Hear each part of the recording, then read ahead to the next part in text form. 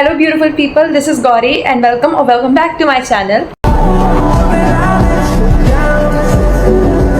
इस वीडियो में हम पर्टिकुलरली 3 सब्जेक्ट्स की बात करने वाले हैं, हिस्ट्री, जियोग्राफी और पॉलिटिकल साइंस।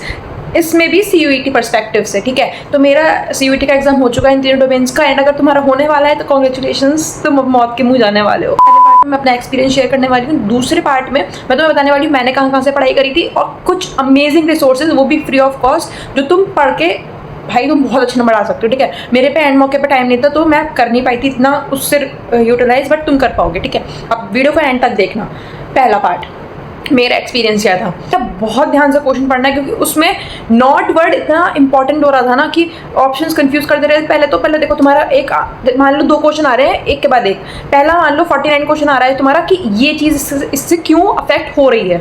दूसरा क्वेश्चन आ जाएगा एकदम से ये क्यों नहीं हो रही है, और नॉट भी उन्होंने हाईलाइट करके नहीं दे रहा, ऐसी क्वेश्चन के बीच में छुपा के दे रहा है, ठीक है। तो तुम्हारी बुद्धि फट जाएगी एकदम से। ओह, जब तुम्हारे पास टाइम भी नहीं होगा ना तुम्हारा चेक करने का, तुम्हारी बुद्धि फट जाएगी, अरे ये तो गलत हो गया, ये कैसे हो गया। तुम्हें लग रहा होगा तुम्हें ठीक कर दिया, हाँ 2 बार चेक करना है। ज्योग्राफी का पेपर थोड़ा सा घुमा गया और पॉलिटिकल का तो बहुत ही घुमा गया, उसमें नॉट और वो पता ही नहीं चल रहा था कब आ रहा है कब नहीं आ रहा। अब बात करते हैं रिसोर्सेज की। तो पहली चीज देखो, प्लेलिस्ट लेके बैठ जाओ कोई सी भी टीचर की, और तुम्हें उसको फॉलो करना ही पड़ेगा। देखो अगर तुम्हारे पास टाइम बचा है, तुम्हारा पेपर है अभी 29, 28, 27 तक, तो तुम कोई भी प्लेलिस्ट लेके बैठो, सीरियस हो जाओ उसको लेके, ठीक है। मान लो तुम्हारी पॉलिटिकल साइंस नहीं हुई, तुम वो पूर्वा मैम के चैनल पर जाओ, लाइक ह्यूमैनिटीज, उनके चैनल पर जाओ, उससे अंडरलाइन करके पढ़ाया है जो, वो कर लो, बहुत सही हो जाएगा, ठीक है। बाकी तुम्हें बॉक्सेस अपने आप से पढ़ने पड़ेंगे, वो तो हर कोई टीचर पढ़ाएगा नहीं उसे, ठीक है। तो तुम्हारे बिल्कुल टाइम नहीं बचा, तुम्हारा पेपर कल आ रहा है, तो तुम अब जो मैं रिसोर्सेज बताने वाला हूँ तुम वो यूज़ करोगे। और तीसरे तरह के बच्चे वो होते हैं जो अभी उनका पेपर 5 दिन बाद है या फिर 6 दिन बाद है, उनके पास टाइम कम है और उनको रिवाइज करना है एक बार चीज़ें, और या फिर उनके कुछ एक सब्जेक्ट हुआ नहीं है, तो वो कर सकते हैं ये वाली चीज़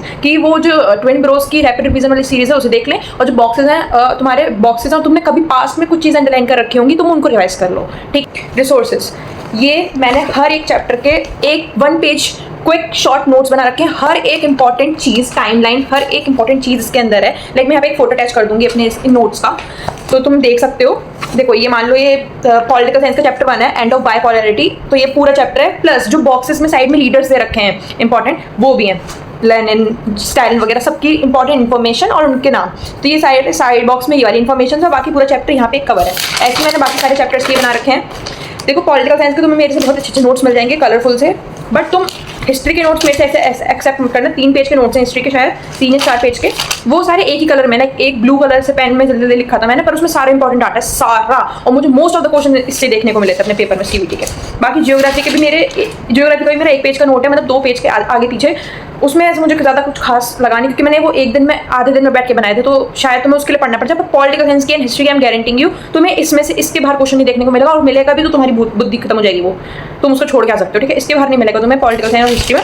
बाकी मैं अगर अब टिप्स याद रखना है ना कि तुम अब ऐसे रट्टा मार रहे हो देख लो, ये नहीं, स्टॉप इट, ठीक है। चीज़ों को सीक्वेंस में याद रखो, और जो इंपॉर्टेंट डेट से बस उन्हें करो, ये नहीं कि हर डेट पे जा रहे हो तुम। जैसे हम्पी कब डिस्कवर होता है, डायरेक्ट क्वेश्चन आया था मेरे पेपर में, बस एक लाइन थी, when was Hampi was discovered, ठीक है, फॉर द मॉडर्न टाइम, तो उसमें डेट बुद्धि घुमानी थी, तो तुम कर लेना ऐसी चीज़ें, मतलब ऐसे क्वेश्चन आते हैं, बता रही हूँ। और ऐसी पॉलिटिकल साइंस में वो जो उसमें इंटरनेशनल ऑर्गेनाइजेशन में साइड में बॉक्स दे रखा लीडर्स का, उसमें वो आया था मेरे में कि इस लीडर ने क्या करवाया था, तुम उसको 1 लाइन में लिख लो कि इसने ये इंपॉर्टेंट काम करवाया था, ठीक है। तो तुम्हारी बहुत हेल्प हो जाएगी उसमें। बाकी और अगर तुम सीरियस हो, सच में सीरियस हो अपने सब्जेक्ट्स को लेकर, फिर तुम्हारे पास सच में टाइम कम है, तो जाके नीचे जाके डिस्क्रिप्शन में या फिर पिन कमेंट में ये वाली टेलीग्राम की लिंक होगी मेरे, उस पर मैं ये वाले सारे इंपॉर्टेंट नोट्स जो मैंने बनाए हैं 1 पेज के, ये सारे मैं शेयर कर दूंगी। और अगर तुम सीरियस हो सच में यूटिलाइज कर लेना यार, उन्हें सच में बहुत अच्छे नोट्स बनाए मैंने, एंड मैं फ्री ऑफ कॉस्ट प्रोवाइड कर रही हूँ, कुछ पैसे चार्ज नहीं कर रही तुम लोगों से, बस तुम्हारा पेपर हो जाए अच्छा।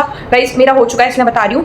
और अगर तुम्हें कोई और भी सब्जेक्ट की हेल्प चाहिए तो please let me know, I will love to answer those questions. And also मैंने इंग्लिश के भी नोट्स ऐसे बनाए थे, ये 100 वर्ड मीनिंग्स, अगर तुम्हें ये भी चाहिए तो उसी टेलीग्राम चैनल पर मिल जाएगा। आओ यार सब मिल के बात करते हैं। See you soon in the next video. I love you so much guys, bye bye, take care.